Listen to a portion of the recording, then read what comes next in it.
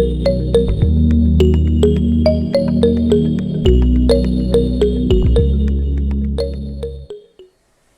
শিক্ষার্থীবৃন্দ, আমরা আজকে তোমাদের পাঠ শুরু করছি।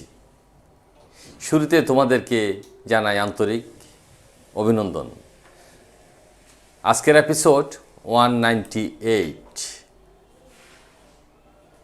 আশা করি তোমরা খুব ভালো আছো।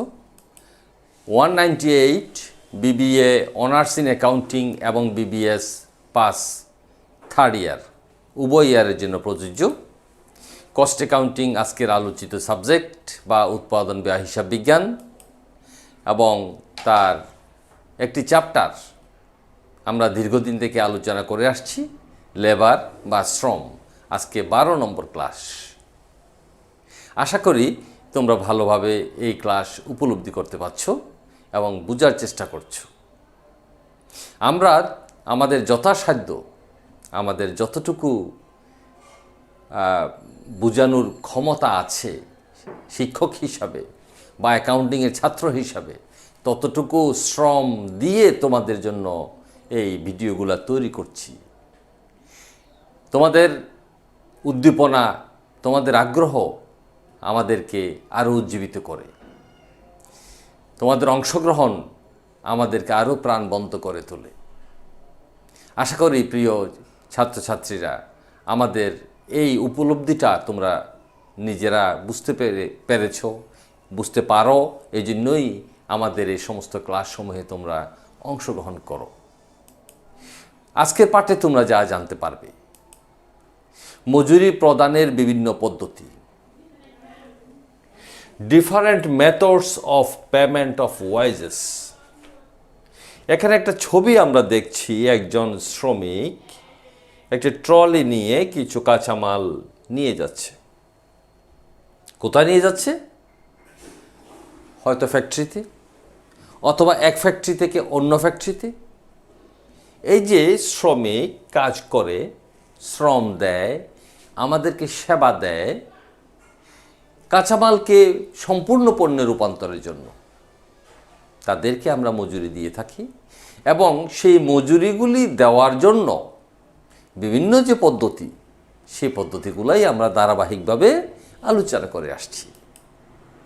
আজকের পদ্ধতি হচ্ছে পার্থক্যমূলক কার্যহার পদ্ধতি বা ডিফারেন্সিয়াল পিচ রেট মেথড। এটার দুটি পদ্ধতি আছে। এক, টেইলরের পার্থক্যমূলক কার্যহার পদ্ধতি, Taylor's differential pitch rate method. 2 নম্বর, মেরিকের পার্থক্যমূলক কার্যহার পদ্ধতি বা মেরিক্স ডিফারেন্সিয়াল পিচ রেট মেথড। এই দুটি মেথডের মধ্যে আমরা আজকে প্রথম মেথড নিয়ে আলোচনা করব, টেইলরের মেথড নিয়ে। টেইলর কে এবং তিনি কি বলেছেন সেই কথাগুলো আমরা নিয়ে আসছি। টেইলরের পার্থক্যমূলক কার্যহার পদ্ধতি। বৈজ্ঞানিক ব্যবস্থাপনার জনক F.W. টেইলর উৎপাদনের ভিত্তিতে পার্থক্যমূলক হারে উৎসাহ বোনাস প্রদানের জন্য সুপারিশ করেছেন। তিনি সুপারিশ করেছেন, একজন ব্যবস্থাপনা বিজ্ঞানী।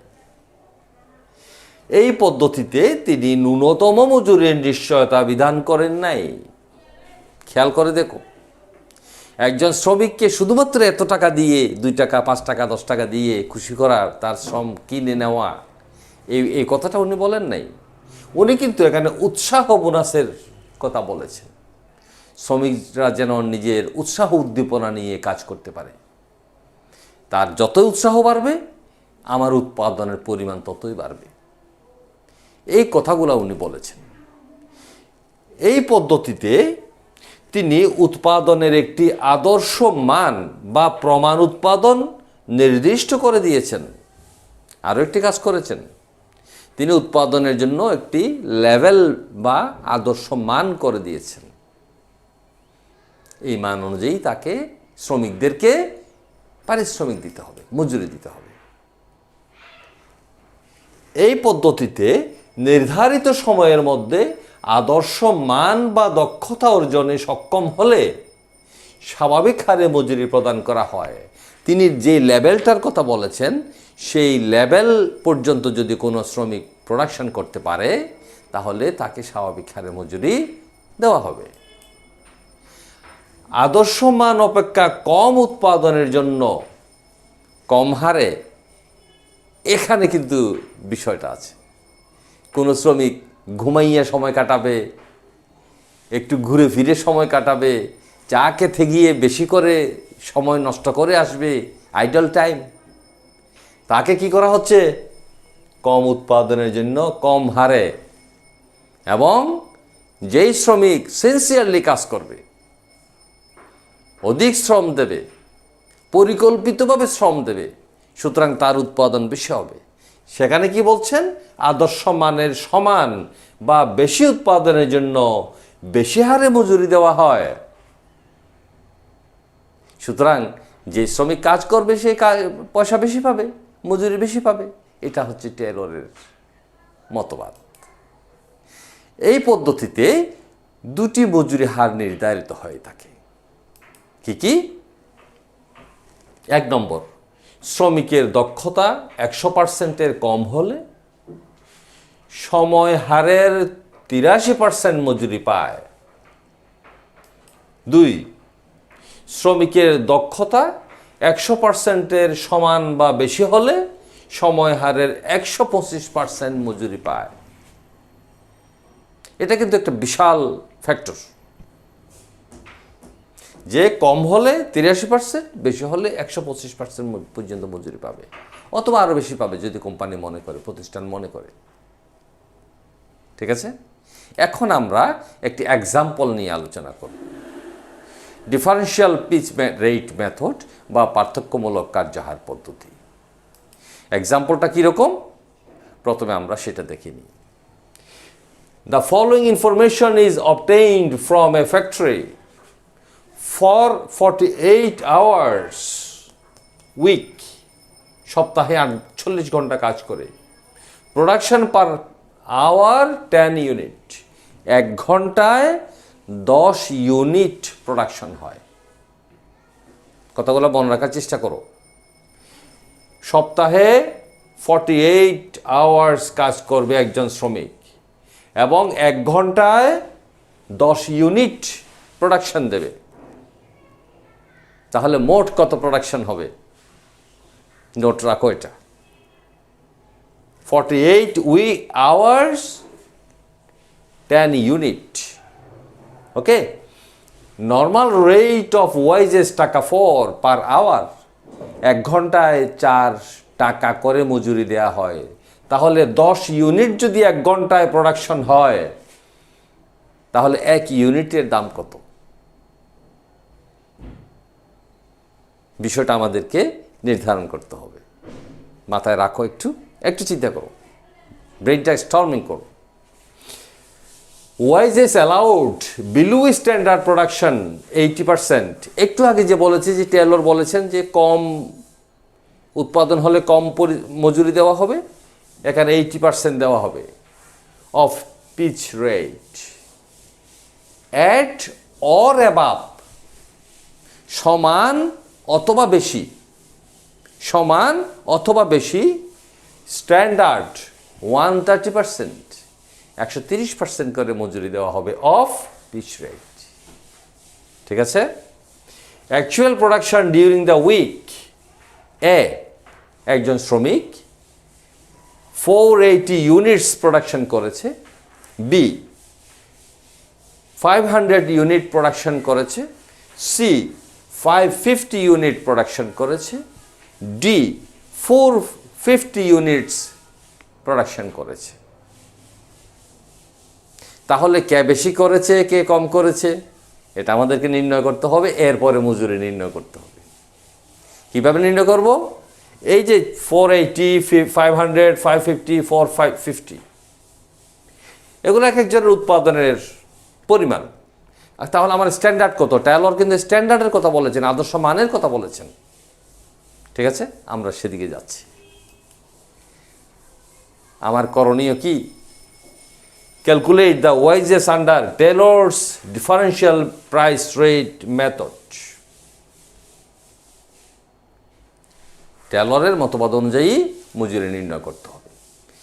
সলিউশন, প্রথমে আমরা কয়েকটি নোট লিখব, তারপরে ফাইনাল সলিউশনের দিকে যাব, টেবলের দিকে যাব। প্রথমে নোটগুলো। Number 1, weekly standard production.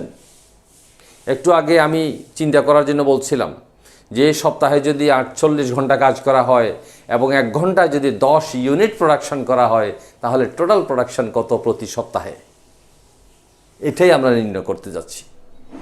Equal weekly working hour into hourly production, 48 hour into 10 unit equal 480 unit, 480 unit. ঠিক আছে, তাহলে এটাই হচ্ছে আমার স্ট্যান্ডার্ড। কে বলেছেন? টেলর বলেছেন standard. Number 2, normal wages rate per unit, wages per hour divided by production per hour. ঠিক আছে, ওয়াইজেস পার আওয়ার কত? প্রশ্নে কত ছিল? 4 টাকা। আর প্রোডাকশন পার আওয়ার কত? 10 ইউনিট। তাহলে 1 ইউনিটের দাম কত? ইকুয়াল টাকা ফর 10 ইউনিট ইকুয়াল 0.40 টাকা বা 40 পয়সা। ঠিক আছে, তাহলে 1 ইউনিট প্রোডাকশনের স্ট্যান্ডার্ড কত, দাম কত, মজুরি কত? 0.40 টাকা। ওকে। নাম্বার 3, লো পিচ রেট দেন স্ট্যান্ডার্ড। ওই স্ট্যান্ডার্ডের চাইতে 40 পয়সার চাইতে কম মজুরি দেওয়া হবে কখন? যখন প্রোডাকশন কম হবে। এবং সেই পরিমাণটা কত? কত মজুরি দেব? 0.40 টাকা ইন্টু 80% ইকুয়াল 0.32 টাকা, 4/32। Number 4, high pitch rate above standard. স্ট্যান্ডার্ডের চাইতে বেশি রেটটা কত? ইকুয়াল 0.40 টাকা ইন্টু 130%, 4×13=52, 0.52 টাকা। তাহলে যে সমস্ত শ্রমিকরা আলসেমি করে কম উৎপাদন করবে, তাদের মজুরি কম হয়ে যাবে এবং তার রেট হয়ে যাবে 32 পয়সা। আর যারা চালাক, তারা সময় নষ্ট না করে প্রোডাকশন বৃদ্ধি করেছে, সুতরাং তাদের রেট হবে 0.52 টাকা পার ইউনিট। 1 ইউনিটে 20 পয়সা করে ডিফারেন্স হয়ে যাচ্ছে।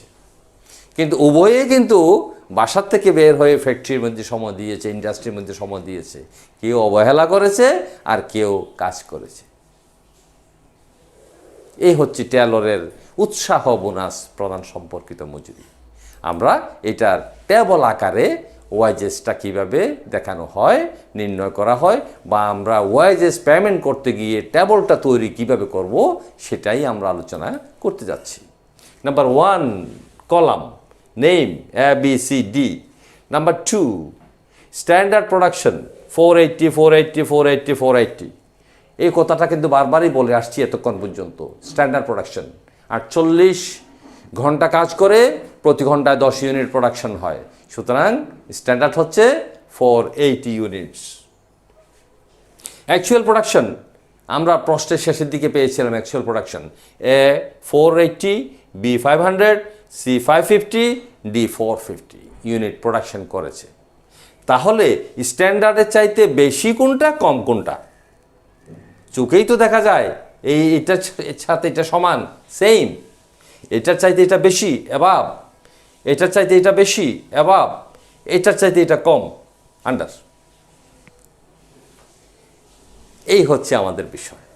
এখন আমরা সিদ্ধান্ত নিলাম যে স্ট্যান্ডার্ডের চাইতে অ্যাকচুয়াল প্রোডাকশন হয় সেম, না হলে অ্যাবাভ, না হলে আন্ডার।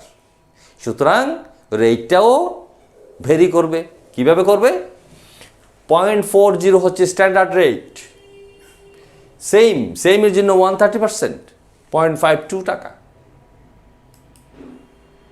ওকে, 0.4 স্ট্যান্ডার্ড 130 অ্যাবাভ 0.52 টাকা,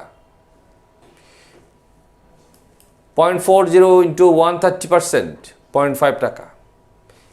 সমান অথবা স্ট্যান্ডার্ডের উপরে যদি উৎপাদন হয় তাহলে কিন্তু 130% দেওয়ার শর্ত।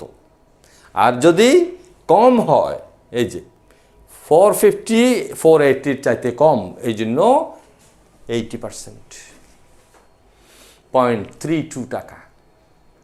রেজাল্ট কি হলো? এ পাচ্ছে ফাইনালি 4249.60 টাকা, বি পাচ্ছে 260 টাকা, সি পাচ্ছে 260 টাকা, ডি পাচ্ছে 144 টাকা।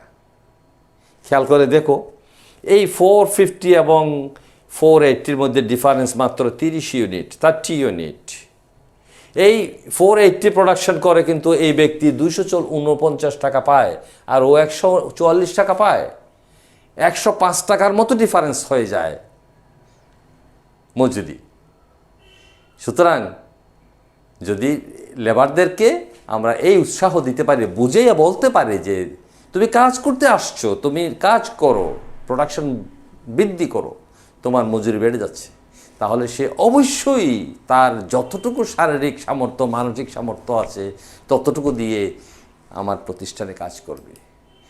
আজকের ওয়েজেসের টোটাল কত? 939.60 টাকা। ওকে, প্রিয় শিক্ষার্থীবৃন্দ, আমরা একটি পদ্ধতি সম্পর্কে দীর্ঘক্ষণ আলোচনা করলাম। এই পদ্ধতিটা কে বলেছেন দেখি, চিন্তা করো তো। টেইলর। টেইলর বলি বাংলায়, টেইলর বলি টেইলর। ওকে, আমরা তোমাদেরকে আজকের পড়া এতটুকুতে সীমাবদ্ধ রাখতে চাই। Welcome to next class. ভালো থেকো, সুস্থ থেকো, আমাদের জন্য দোয়া করো প্রিয় ভিউয়ার্স এবং সম্মানিত অভিভাবক মণ্ডলী। আপনারা ভালো থাকুন। আসসালামু আলাইকুম।